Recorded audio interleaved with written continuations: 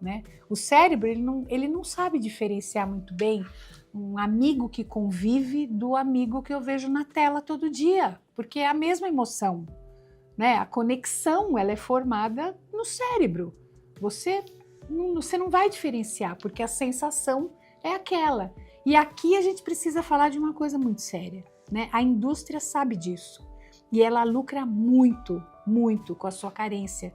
Isso ficou muito evidente com a explosão do K-pop, lembra a música pop coreana? E com as grandes divas do pop atual, como a Taylor Swift, por exemplo, né? A indústria, ela incentiva esse relacionamento.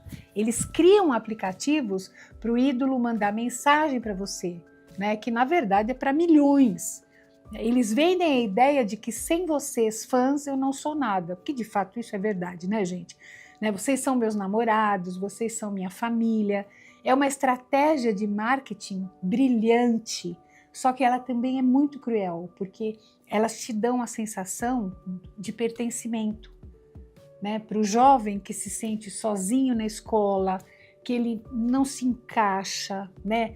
Ter aquele ídolo que fala com ele é um baita de um resgate, é um lugar seguro, né? Mas é uma troca justa? Pensa comigo, né? Você dá seu tempo, seu dinheiro, o seu amor, a sua defesa incondicional na internet, né? Como, por exemplo, brigando com quem fala mal daquele ídolo, né? A gente vê isso o dia inteiro a gente vê isso, né? E o que você recebe de volta? Conteúdo, entretenimento, né? É uma via de mão única, né? Você ama por dois, você se dedica por dois. E se amanhã você sumir, aquele ídolo continua a vida dele normalmente, ele não vai nem saber que você sumiu, porque na verdade ele nem sabe que você existe, né? Dói ouvir isso? Dói, mas gente, é verdade. Ah, mas Anaí, por que eu caio nisso? Eu sou carente demais?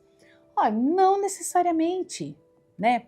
Para a psicologia, né, a relação parasocial, ela cumpre uma função de segurança, né? Relacionamento real dá trabalho, gente, não dá? O namorado real, ele esquece o adversário, né? O amigo real te dá um bolo, o marido real deixa a toalha molhada na cama, o meu deixa, né? E ele discute com você. O relacionamento real, ele tem rejeição, ele tem atrito, não é assim? É a vida, né? Já a relação parasocial, ela é perfeita. O artista nunca vai te rejeitar. Ele nunca vai brigar com você numa terça-feira à noite, ele nunca vai mostrar o mau humor, ele está sempre sorrindo, sempre perfeito, disponível na tela do celular quando você quiser, né? É um vínculo seguro, sem risco de rejeição, porque ele é virtual, ele é irreal, né? É por isso que é tão sedutor para quem tem ansiedade social, né? Ou para quem está passando por uma fase muito solitária, né? Funciona como uma projeção. Você projeta naquela pessoa tudo o que você gostaria de ter ou de ser. E essa pessoa vira o recebedor do teu afeto. E até certo ponto, não é ruim, né? Até certo ponto a gente pode até dizer que seja saudável, né? Ajuda a gente a formar identidade, a se sentir parte de um grupo, né? Os fãs, você tá inserido num contexto, né? O problema começa quando essa relação imaginária substitui a real, né? E, gente, isso pode afetar a tua vida, né? E de um jeito muito pesado se você não tiver filtro, né? Primeiro ponto, né? A expectativa de reciprocidade, né? Muitos fãs, eles começam a achar que porque eles amam tanto aquele ídolo, eles têm direito sobre a vida dele, né? Aí a gente vê aquelas reações bizarras, né? Quando o artista começa a namorar alguém, né? O fã se sente traído. Como assim ele está namorando? E eu? Né? E tudo que eu fiz por ele, né? Se bem que a pessoa pensa, né? Porque se ela falar isso, vão ficar preocupados, né? Mas ela pensa isso, ela sente, né? Gente, ele não te deve fidelidade afetiva, ele é um profissional fazendo o trabalho dele. Mas na cabeça de quem vive a relação parasocial intensa, é como descobrir uma traição do marido, né? Então, olha, gente, olha como é perigoso isso, né? A gente tem que entender a realidade. Segundo ponto, a alienação da realidade. A pessoa deixa de sair com os amigos reais, ela deixa de investir num namoro real, né? Porque ninguém é tão perfeito quanto fulano. Você começa a comparar pessoas de carne e osso, né? Cheias de defeitos, como todos nós, né? Com uma imagem editada e produzida para ser perfeita. É uma competição extremamente desleal, né? E se você embarcar nessa ilusão, você deixa de viver, né? Você vai viver só no imaginário, né? Ninguém vai ganhar pôster, né? Ninguém vai ganhar do pôster na parede. Terceiro ponto, o gasto financeiro e emocional. Eu vejo jovens gastando o que eles não têm para provar a lealdade, passando noites em claro, votando em premiações, né? Brigando na internet, adoecendo de ansiedade porque alguém falou mal do seu artista favorito. E, gente, isso não é hobby, né? Isso beira a obsessão. E se você pensa que isso acontece pouco, você está enganado, isso acontece muito, né? Quando o seu humor do dia depende do que uma pessoa que nem te conhece postou, o sinal vermelho acendeu.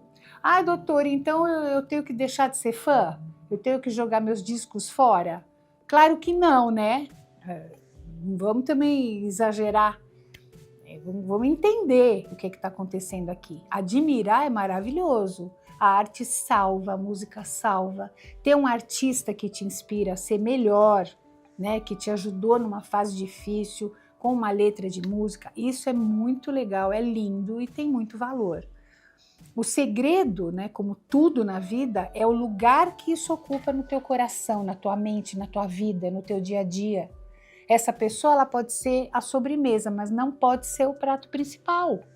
O prato principal tem que ser a tua vida real, os seus amigos, a sua família, os seus estudos, seus amores imperfeitos, mas seus amores reais, a sua vida real, né? Curta o seu artista, vá no show, grite, se emocione, mas quando desligar a tela, você tem que se lembrar de voltar para você. Você não pode terceirizar a sua felicidade para alguém que você não pode nem ter uma troca justa de verdade. Eles são inatingíveis, não é? Você tem que amar quem te ama de volta.